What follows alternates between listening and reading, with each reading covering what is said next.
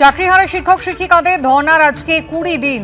শিক্ষামন্ত্রী এবং মুখ্যমন্ত্রীকে ইতিমধ্যেই আলোচনায় বসার প্রস্তাব দিয়ে রাজ্য সরকারকে তারা ডেডলাইন বেঁধে দিয়েছেন। যদি তা না হয় তাহলে বৃহত্তর আন্দোলনের হুঁশিয়ারিও কিন্তু ইতিমধ্যেই দিয়েছেন তারা। ওনারা যে নোটিফিকেশনটা যদি করতে চান, আমাদের সঙ্গে আলোচনাটা আমরা জানতে চাইছি যে ওনারা আমাদেরকে নিয়ে কি ভাবছেন। এটা তো বিশাল কিছু চাওয়া নয়, আমাদেরকে নিয়ে ভাবনা, তা আমরা জানবো না আমাদেরকে নিয়ে কি ভাবছে। চিঠির প্রাপ্তি স্বীকার করা হয়েছে, কিন্তু আলোচনা কি নিয়ে হবে তা উল্লেখ করা হয়নি, এমনটাই জানিয়েছেন শিক্ষামন্ত্রী ব্রাত্য বসু। অন্যদিকে ফের আলোচনায় বসতে শিক্ষামন্ত্রীর কাছে আর্জি জানিয়েছেন চাকরিহারারা। ওরা একটা কথা বলেছেন, সেটা আমরা শুনেছি। আমাদের দপ্তরের পক্ষ থেকে নিশ্চয়ই কেউ না কেউ কালকে ওদের সঙ্গে যোগাযোগ করবেন এবং একটা যে চিঠি ওরা দিতে চাইছেন সেই চিঠি ফের ঘুরিয়ে একটা ঠিকঠাকভাবে ফরম্যাটে যেতে দেন, সেটার আবেদন আমাদের সরকারের পক্ষ থেকে আগামীকাল কোনো সরকারি অফিসার নিশ্চয়ই করবে। আমরা আজকেই ওনার কাছে আমাদের দাবি দেওয়া এবং রিভিউ পিটিশনের যে ব্যাপারটা সেটা আরেকবার আমরা পৌঁছে দেব। আমরা আজকেই আবার ওনার কাছে চিঠি পাঠানোর ব্যবস্থা করছি। আমরা চাইছি অবশ্যই আলোচনা হোক এবং সেটা শিক্ষামন্ত্রী বা মুখ্যমন্ত্রীর সাথেই হোক। অর্ণববাবু, আলোচনা চাইছেন চাকরিহারারা, খুব স্বাভাবিকভাবেই এই মুহূর্তে তাদের দেওয়ালে পিঠ থেকে গিয়েছে। তারা চাইছেন রাজ্য সরকারের সহযোগিতা। তার কারণ রাজ্য সরকার কিন্তু একেবারে ডে 1 থেকে বলেছে যে তারা যোগ্য এই চাকরিহারাদের সঙ্গে রয়েছে। তাহলে যাদের পাশে তারা রয়েছেন তাদের সঙ্গে আলোচনা না করেই একটা রিভিউ পিটিশন তারা করে দিলেন। আজকে যখন তারা কথা বলতে চাইছেন, এই টালবাহানাটা কেন? একাধিকবার আলোচনা হয়েছে। শিক্ষামন্ত্রী কালকে যে সাংবাদিক সম্মেলনটা করেছেন তাতে তিনি পরিষ্কার করে বলেছেন একাধিকবার আমরা এখানে বসেছি। এবার ব্যাপারটা হচ্ছে যে এই যে রিভিউ পিটিশন করা হয়েছে এটা তাদের পক্ষে থাকার জন্যই করা হয়েছে। এখন এই মুহূর্তে যেহেতু সাবজুডিস হয়ে রয়েছে সুপ্রিম কোর্টে পুরো জিনিসটা, এবং সুপ্রিম কোর্টের নির্দেশ অনুযায়ী তাদের আবার পরীক্ষায় বসতে হবে বলা হয়েছে। এনাদের মূল দাবি যেটা সেটা হচ্ছে যে নতুন করে পরীক্ষা আমরা কেন বসবো, আমরা যোগ্য। এবার প্রশ্নটা হচ্ছে যে তাদের নতুন করে পরীক্ষায় বসতে বলার কথা কিন্তু রাজ্য সরকার বলেনি, এটা যেহেতু সুপ্রিম কোর্ট বলেছে। এবং এই মুহূর্তে পুরো জিনিসটা এমন একটা পরিস্থিতি রয়েছে, আমি আপনাকে একেবারে দায়িত্ব নিয়ে বলছি, 31শে মের মধ্যে বিজ্ঞপ্তি জারি করতে হবে নতুন এসএসসি পরীক্ষা নেওয়ার জন্য, এবং 31শে ডিসেম্বরের মধ্যে প্যানেল বার করতে হবে। ঠিক এই প্রক্রিয়াতে রাজ্য এসএসসি কিন্তু ঠিক সেই প্রক্রিয়াতে চলছে। আমি এখন দায়িত্ব নিয়ে বলছি, সেই পরিকল্পনা এবং সেই প্রস্তুতি সমস্ত কিছু কমপ্লিট বেরিয়ে যাবে পুরো জিনিসটা। সুতরাং যে গাইডলাইন দিয়েছে এই মুহূর্তে সুপ্রিম কোর্ট, সেটা আমার পছন্দ হোক বা না হোক, সেখানে মানবিকতার প্রশ্ন থাকুক থাকুক বা না থাকুক, সেখানে আমি এই প্রশ্ন করতে পারি। কিন্তু তা সত্ত্বেও আমি বলছি এই মুহূর্তে সুপ্রিম কোর্টের নির্দেশ মানা ছাড়া কারোরই কিন্তু কোনো কিছু করার নেই। এই প্রেক্ষিতে দাঁড়িয়ে যে চাকরিহারা যোগ্য শিক্ষক যারা, তাদের পক্ষে রাজ্য সরকার ছিল, আছে এবং থাকবে, এবং সেই কাজটাই রাজ্য সরকার করার চেষ্টা করছে। এই মুহূর্তে আমি শুধু একটা বলে ছেড়ে দিচ্ছি যে এই মুহূর্তে তারা যে বলছেন যে ঠিক কথা, আমি একজন শিক্ষক হিসেবে, শিক্ষক ফ্র্যাটার্নিটির একজন অংশ হিসেবে আমি তাদের প্রতি সহমর্মী এবং আমি তাদের সম্পূর্ণভাবে তাদের পাশে থাকার কথাই আমি বলবো, ভাববো অন্তত মানসিকভাবে। কারণ তারা যে দুরবস্থার মধ্যে পড়েছেন, অসহায়তার মধ্যে পড়েছেন, সেটা কোনোভাবেই কাম্য নয়। কিন্তু এই আন্দোলনটা সেন্ট্রাল পার্কে বসে হবে না। সরকার কি সময় কেনার চেষ্টা করছে? একটা আলোচনা, একটা কথা বলার যখন উদ্যোগ নেওয়া হচ্ছে, যখন চিঠি পাঠানো হচ্ছে, তখন শিক্ষামন্ত্রী বলছেন যে ফরম্যাট মেনে চিঠিটা পাঠানো হয়নি, প্রপার ফরম্যাট মেনে চিঠিটা পাঠান তারপরে। তাহলে কি এটা সময় কেনার চেষ্টা? আমি অর্ণবের সাথে একমত, কারণ অর্ণব তো চাকরি পেয়েছে পয়সা না দিয়ে নিজের যোগ্যতায়, তাই অর্ণবের যেটা বলা উচিত ও সেটাই বলেছে। আমার কথা হচ্ছে ম্যাটার অফ 5 মিনিটস রাজ্য সরকার চাপ দেবে তার অধীনস্থ সংস্থা ওই বোর্ডকে এবং এসএসসিকে যে ভাই তুমি অযোগ্য লিস্টটা বার করে দিয়ে দাও, শেষ, সবটা মিটিয়ে। তো দিল না, দিতে পারবে না, কারণ আপনি দেখবেন এই যে গন্ডগোলটা হয়েছে 2014 সাল থেকে। 2014 কেন আমি বললাম, তখন হচ্ছে গিয়ে সারদা এবং রোজভ্যালির থেকে টাকা নেওয়া তৃণমূল কংগ্রেসের বন্ধ। তাহলে নূতন টাকার সোর্স চাই, ব্রাত্যবাবুকে সরিয়ে পার্থবাবুকে মন্ত্রী করা হলো। আপনি দেখুন সময়টা, যে সময় হচ্ছে গিয়ে চিটফান্ডগুলো একে সব ধরা পড়ে গেছে, দিল্লি ধরে ফেলেছে, সিবিআই ধরে ফেলেছে, টাকা চাই তৃণমূল কংগ্রেসের সর্বোচ্চ নেতৃত্বের পরিকল্পনায় শিক্ষামন্ত্রী সরিয়ে নূতন শিক্ষামন্ত্রী করে এই গোটা সিস্টেমটা করেছেন যিনি, তার নাম মমতা বন্দ্যোপাধ্যায়। উনি এই গোটা আনরেস্টের জন্য যদি দায়ী কেউ থাকেন, সেটা রাজ্যের মুখ্যমন্ত্রী দায়ী। ফলত এই গোটা গন্ডগোলটা, এই আজকে সহানুভূতির কথা বলে অর্ণব কোনো লাভ নেই। তার কারণ তুমি যদি সহানুভূতি দেখাও, কেন তোমার রাজ্যের শাসক দল এইটা এক্সপোজ করে দিল না যে আমার নিচের তলার এই কর্মী সে টাকা নিয়েছে, ওকে আমি জেলে ভরেছি, দেখাও। এরকম একটা প্রেসিডেন্ট করুক তৃণমূল কংগ্রেস, বুঝবে হচ্ছে তাদের প্রতি সহমর্মি। একবার আপনাদের দেখিয়ে দিই বিরোধী দলনেতা শুভেন্দু অধিকারী, তিনি কি বলছেন, যার পাল্টা উত্তর শাসক দল কি দিচ্ছে। সরকার নেই পশ্চিমবঙ্গে, এই সরকারের লাল বাতি জ্বলে গেছে। এই সরকারকে আমি আগেও বলেছি 26,000 শিক্ষক শিক্ষাকর্মী, আগামী দিনে 32,000 প্রাথমিক, ওবিসির জট এবং সাথে সাথে ডিএর দেওয়ার যে প্রাথমিক রায়, এই চারটে অস্ত্রে চতুর্মুখী মমতা ব্যানার্জি পাঁকে পঙ্কিল, পাঁকে আবর্ত হয়ে গেছে। একদল এখানে চাকরি খাওয়ার রাজনীতি করছে, আর মমতা বন্দ্যোপাধ্যায় চাকরির সুরক্ষা রাখার রাজনীতিটা করছেন, আর বিরোধীরা চেষ্টা করছেন জট পাকিয়ে লোকেদের চাকরি খাওয়ার রাজনীতি করে একটা এলোমেলো পরিস্থিতির সৃষ্টি করতে। শকুনের সাপে গরু মরবে না। আমি শ্রমিক বাগচির কাছে একটা জিনিস জানতে চাইবো। শ্রমিক, একেবারেই অর্ণববাবু যেমন বললেন যে একেবারে সত্যি সুপ্রিম কোর্টের গাইডলাইন মেনে চলার চেষ্টা হচ্ছে। শাসক দল কিন্তু বারবারই জানিয়ে দিয়েছে যে সুপ্রিম কোর্ট যা নির্দেশ 3 এপ্রিল দিয়েছে সেই অনুযায়ী তারা চলছে। সেখানে সুপ্রিম কোর্টের আরো একটা স্পষ্ট নির্দেশ ছিল লিস্টটা আপলোড করার ওয়েবসাইটে। সেই কাজ কতদূর এগিয়েছে সেই সওয়াল জবাবও কিন্তু বারবার হয়েছে। সেই প্রশ্নে কতটা এগিয়েছে কাজ? প্রথমেই বলি যে লিস্টটা আপলোড করার যে নির্দেশ ছিল সেই লিস্ট আপলোড করা হয়নি। ওরা যেটা করেছে, ওরা আশঙ্কা করেছিল, কারণ আপনার মনে আছে এসএসসি ভবনে টিচারদের সঙ্গে প্রচণ্ড গণ্ডগোল হয়েছিল, সেখানে পুলিশের সঙ্গে গণ্ডগোল হয়েছিল, এমনকি পুলিশের কাছে লাথি খেতে হয়েছিল। এটা প্রথম যেটা গণ্ডগোলটা ডিআই অফিস, হ্যাঁ। এবং তারপরে একটা ধারণা হয়েছিল সরকারের যে এইবার যদি এসএসসিতে এই লিস্টটা পাবলিশ হয় আবারও একটা গণ্ডগোলের আশঙ্কা থাকবে, যার জন্য তারা কি করেছে, বিভিন্ন যে ডিআই অফিসগুলো, সেই ডিআই অফিসে একটা নাম কাওয়াস্তে লিস্ট পাঠিয়েছে। সেই লিস্টে কিছু জনের নাম আছে, এবার কিছু জনের নাম নেই।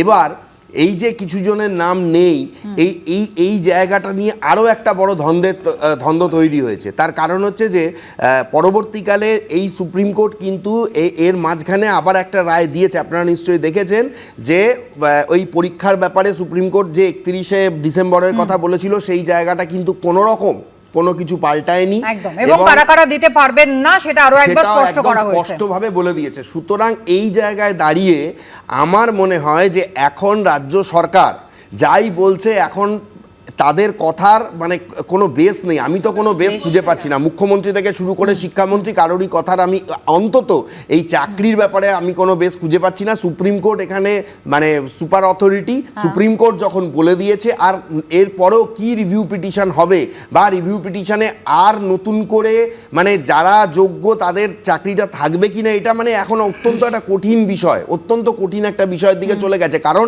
আপনাকে মনে রাখতে হবে প্রায় 2.5 থেকে 3 বছর সুপ্রিম কোর্ট এবং হাইকোর্টে বারবার এই জিনিসটা কিন্তু বিভিন্ন বিচারপতিরা তারা চেয়েছেন যে লিস্টটা এখানে দেওয়া হোক।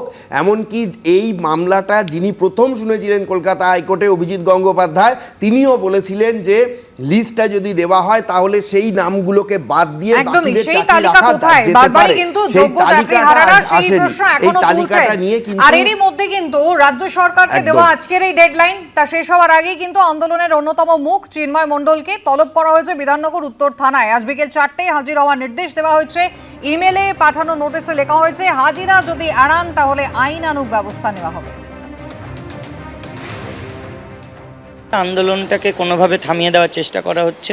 তো যেভাবে বলা হয়েছে কালকে হাজিরা দেওয়ার জন্য, আমি নিশ্চয়ই সহযোগিতা করব তদন্তে।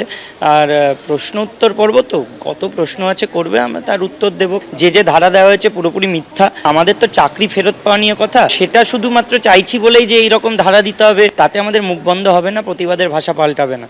শতরূপতি, রাজ্য সরকার বারবারই বলছে সুপ্রিম কোর্টের দেখানো পথে তারা যেমন এগোবে, তার পাশাপাশি কলকাতা হাইকোর্টেরও কিন্তু স্পষ্ট নির্দেশ আছে যে শিক্ষকদের সঙ্গে যেন একেবারে শিক্ষক সুলভ আচরণ করা হয়, তার পাশাপাশি শিক্ষকদেরও কিন্তু সংযত আচরণ করতে হবে, সেটাও বলা হয়েছে। কিন্তু এই যে দিনের পর দিন বারবার ডাকা হচ্ছে এবং হাজিরা যদি না দেন তাহলে আইনানুগ ব্যবস্থা নেওয়া হবে, রীতিমতো ধমক।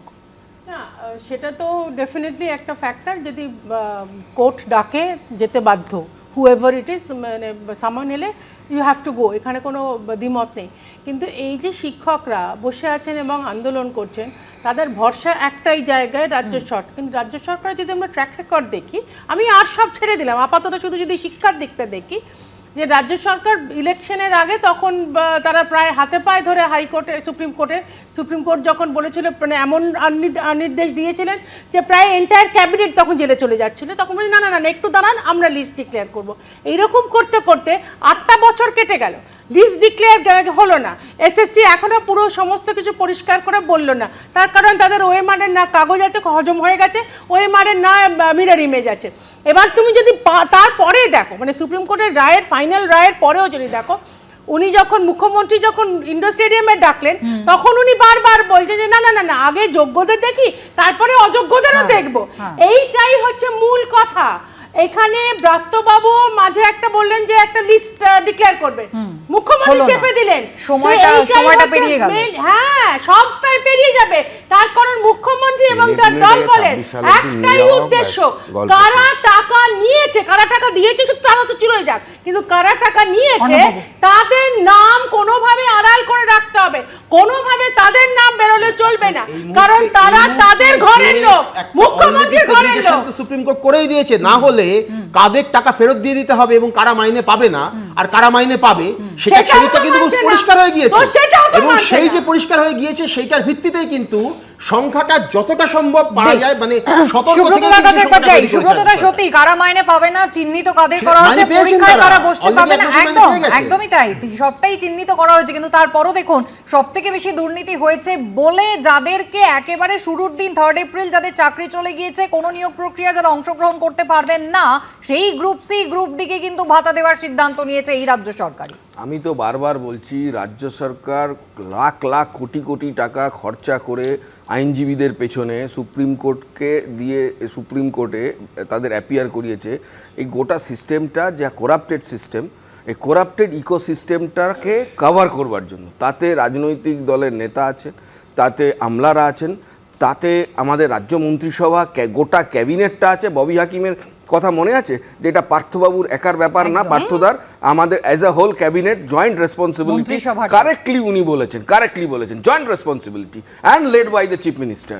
ফলে এই গোটা করাপশনের ইকোসিস্টেমকে কভার করা, এবং দেখুন এই যে চিঠি দিচ্ছে, এ কার কোন দল না আমি বিবেচনার মধ্যে যাবই না, কোনো প্রশ্নই নেই, ওর চাকরি হারা শিক্ষক। আমি বলছি এই এক্সট্রা জুডিশিয়াল এক্সারসাইজ ভীমা করে গাও, এবং এখানে এইটা অদ্ভুত মিল আমি দেখতে পাচ্ছি। একটা লাইন কুসুমিতা, সুব্রতদা যেটা বললেন তার সঙ্গে আমি জাস্ট একটা লাইন অ্যাড করছি, শুধু যে ববি হাকিম বলেছে তা নয়, কুনাল ঘোষ যেদিন তাকে বিতাড়িত হলো, তোমাদের শো সুমনের সঙ্গে একটা ইন্টারভিউ হচ্ছিল, টাকার বিনিময়ে চাকরি, একেবারে সেই এক্সক্লুসিভ ইন্টারভিউ। কখনো পঞ্জাবের আদমপুর এয়ারবেসে দাঁড়িয়ে, কখনো আবার রাজস্থানের বিকানেরে দাঁড়িয়ে অপারেশন সিঁদুরের সাফল্য তুলে ধরেছেন প্রধানমন্ত্রী। আর এবার ভারতীয় সেনার অপারেশন সিঁদুরের সাফল্য তুলে ধরতে মন কি বাত অনুষ্ঠানকেই বেছে নিয়েছেন নরেন্দ্র মোদী। ऑपरेशन सिंदूर के दौरान हमारी सेनाओं ने जो पराक्रम दिखाया है, उसने हर हिंदुस्तानी का सिर ऊंचा कर दिया। हमारे जवानों ने आतंकी अड्डों को तबाह किया। यह उनका अदम्य साहस था, और उसमें शामिल थी भारत में बने हथियारों, उपकरणों और टेक्नोलॉजी की ताकत। उसमें आत्मनिर्भर भारत का संकल्प भी था। हमारे इंजीनियर्स, हमारे तकनीशियन, हर किसी का पसीना इस विजय में शामिल है। इस अभियान के बाद पूरे देश में वोकल फॉर लोकल को लेकर एक नई ऊर्जा दिख रही है। পেহেলগাঁওয়ে জঙ্গি হামলা এবং তার পরবর্তীকালে পাকিস্তানে ভারতীয় সেনার প্রত্যাঘাত নিয়ে একযোগে কেন্দ্রীয় সরকারের পাশে দাঁড়িয়েছে বিরোধীরা। দেশে দেশে ঘুরছে ভারতের সাংসদদের একাধিক প্রতিনিধি দল, সেখানে সরকারের অবস্থানকে তুলে ধরছেন বিরোধী সাংসদরাও। পাশাপাশি বিরোধীরা এই প্রশ্ন তুলছেন, অপারেশন সিঁদুর নিয়ে দেশকে অবগত করতে সংসদের বিশেষ অধিবেশন কেন ডাকছে না কেন্দ্রীয় সরকার। সংসদের বিশেষ অধিবেশন ডাকার আর্জি জানিয়ে ইতিমধ্যে দুবার প্রধানমন্ত্রীকে চিঠি দিয়েছেন লোকসভার বিরোধী দলনেতা রাহুল গান্ধী, চিঠি দিয়েছেন মল্লিকার্জুন খাড়গেও। আর একই দাবিতে শনিবার সমাজ মাধ্যমে পোস্ট করেছেন মমতা বন্দ্যোপাধ্যায়। ভারত পাকিস্তানের সংঘর্ষ বিরতির কথা কেন ট্রাম্প ঘোষণা করলেন তা নিয়েও কিন্তু প্রশ্ন উঠছে। কেন্দ্রীয় সরকার এর প্রস্তুতি নিক, মমতা বন্দ্যোপাধ্যায়ের পরামর্শ অনুযায়ী, প্রস্তাব অনুযায়ী সব দলগুলি দেশে ফেরার পর কি ঘটনা ঘটলো এগুলো সকলকে জানাবার জন্য সংসদের বিশেষ অধিবেশন ডাকা হোক। যদিও এই বিশেষ অধিবেশনের বিষয় দিন এড়িয়ে গিয়েছে বিজেপি। আমরা ভালোভাবে জানতে চাই কটা মিসাইল, কটা ড্রোন পাকিস্তানের নামানো হয়েছে। তো সরকার যখন মনে করবে, কেন্দ্রীয় সরকারের এটা নিজস্ব সিদ্ধান্ত, যখন তিনি মনে করবেন যে কমিটিকে ডাকা উচিত আছে, হাউস ডাকার দরকার আছে, তখন উনি ডাকবেন, এটা সরকার নিজের সিদ্ধান্ত নেবেন। মিস্টার চট্টোপাধ্যায়, একেবারেই ঘটনাটা যখন ঘটে গেল পেহেলগাঁও এবং তারপরে যখন ভারত প্রত্যাঘাত করলো, খুব স্বাভাবিকভাবেই গোটা ভারতবর্ষের সমস্ত রাজনৈতিক দল নিজেদের পতাকার রং নির্বিশেষে তারা একজোট হয়েছে, কেন্দ্র সরকারের পাশে দাঁড়িয়েছে, এটাই প্রত্যাশিত। কিন্তু কোথাও ভারতবর্ষের রাজনীতিতে ইস্যু থাকবে, রাজনীতি হবে না, সেই কারণে কি এটা শুধু রাজনীতির জন্য রাজনীতি? দেখুন, এই প্রথমবার দেখলেন, আগেবার যতগুলো অ্যাটাক হচ্ছে পাকিস্তানের উপর ক্ল্যান্ডারস্টাইন, সেগুলো কিন্তু গভর্নমেন্ট অফ ইন্ডিয়ার এত ওপেনলি ডিক্লেয়ার করেনি। কিন্তু এই ফার্স্ট টাইম দেখা যাচ্ছে যেখানে এই বর্তমান সরকার তারা কিন্তু ওপেনলি বললো যে আমরা 9টা জায়গা আমরা হিট করেছি ইন রিটালিয়েশন অফ অপারেশন সিঁদুর, একদম ওপেনলি ডিক্লেয়ার। আমাদের কী হয়েছে, অনেকটা সারপ্রাইজ হয়েছে। কিন্তু আমি আরেকটা কথা বারবার বলতে চাই, জাতীয় স্বার্থে, ন্যাশনাল ইন্টারেস্টে যে অনেক কিছু আমাদের ড্যামেজ কন্ট্রোল করতে হয়, অনেক কিছু ড্যামেজ কন্ট্রোলের ব্যাপারে সব কিছু ওপেন করা যায় না, করা সম্ভব না, কারণ ন্যাশনাল ইন্টারেস্টের ব্যাপার আছে অনেক কিছু। সেই সব জায়গাগুলোকে দেশবাসীর একটু চিন্তা করা উচিত। একদম ওপেন করে দেবো দেশটাকে, সেভাবে করা কিন্তু সম্ভব নয়, একেবারে। উচিত আমি না। একদম এই জায়গায় অর্ণববাবুর কাছে আসবো। কোথাও একটা সিক্রেসি মেনটেন করা সেটা অত্যন্ত জরুরি, যেমনটা মিস্টার চট্টোপাধ্যায় বলছেন, এবং তার পাশাপাশি এই প্রশ্নটা যখন বিরোধীরা তুলছে, সরব হচ্ছে যে কেন বিশেষ অধিবেশন নয়, পাশাপাশি বিজেপিও কিন্তু এই রাজ্যের প্রসঙ্গ তুলছে, বিধানসভায় মুর্শিদাবাদ নিয়ে কেন বিশেষ অধিবেশন নয়? দেখুন, আপনি যদি মুর্শিদাবাদ নিয়ে কথা বলতে চান তাহলে অনেকগুলো পয়েন্ট আসবে। আমার মনে হয় ওটা নিয়ে এই মুহূর্তে কথা বলা যাবে না, আমরা এখানে অপারেশন সিন্দুরের জায়গাটাই যাই। আমি শুধু একটা পয়েন্ট বলবো, সেটা হচ্ছে যে গোটা দেশ যেমন পাশে ছিল তেমন পাশে আছে কেন্দ্রীয় সরকারের এই ক্ষেত্রে। কিন্তু এই যে এস জয়শঙ্কর যখন এই স্টেটমেন্টটা দিলেন যে আমরা আগে থেকে পাকিস্তানি আর্মি এবং পাকিস্তানি প্রশাসনকে জানিয়ে দিয়েছিলাম যে আমরা জঙ্গি ঘাঁটিতে আক্রমণ করব, এটা তো আমাদের কাছে জানা কথা যে পাকিস্তান এমন একটা স্টেট বা এমন একটা মানে ফেইল্ড স্টেট যে যাদের কাছে প্রশাসন, সেনাবাহিনী এবং জঙ্গি তারা হচ্ছে ইন্টারলিঙ্কড। তাহলে সেক্ষেত্রে আমরা আক্রমণটা করলাম এবং আক্রমণটাকে লিমিটেড জায়গায় গিয়ে থামিয়ে দিলাম এবং সেটা আগাম জানিয়ে দিলাম। তার মানে কোথাও কি আমরা আসলে এই পুরো জিনিসটাকে একটা অর্নামেন্টাল জায়গায় রেখে দিলাম যাতে আমরা রাজনীতি করতে পারি ভবিষ্যতে? এই জিনিসটাকে আজকে ভালো হয়েছে অর্ণব জয়শঙ্করজির কথা তুললেন, এবং এটা একেবারে ক্লিয়ার যে ভারতবর্ষের সেই সৎসাহস আছে যে আমরা জঙ্গি হানায় অ্যাটাক করব, মারবো, শেষ করে দেবো, সেই দেশকে জানিয়ে করা। কারণ আমরা এখনও মনে করি, এখনও বেনিফিট অফ দ্য ডাউট দিই যে জঙ্গিরা এবং পাকিস্তানের সিভিলিয়ানসরা হয়তো আলাদা, কিন্তু পাকিস্তানের এটা ভীষণ গায়ে লেগে গেল যে না না, আমাদের দেশে আমাদের জঙ্গি আনা হলো, ওরা পাঠিয়ে দিল আরও ফাইটার প্লেন সিভিলিয়ানসদের অ্যাটাক করার জন্য। এটা আমি যদি আলাদা ধরি, গদাধর বাবু ভীষণ সুন্দর বললেন যে সমস্ত ন্যাশনাল সিক্রেট একেবারে এসো ভাই জেনে যাও, এবং আমাদের দেশের মধ্যে যে কতগুলো শত্রু আছে, কত রকমের শত্রু আছে, এটা নিয়েও আমরা অনেকবার আলোচনা করেছি।